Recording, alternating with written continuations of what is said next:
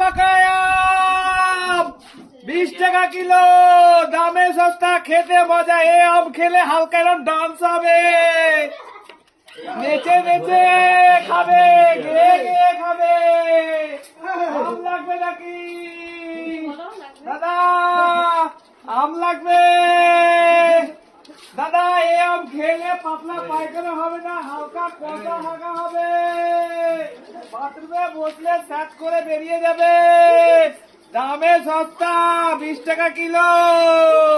এই আম খেলে হালকা এরকম ডান্স হবে, হেভি টেস্ট। দেখি দেখি দাদা আম লাগবে? ভালো হবে আম।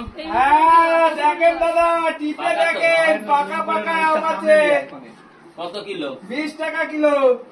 কম হবে? কম কিলো নেবো। কম হবে, 8 আনা কম হবে।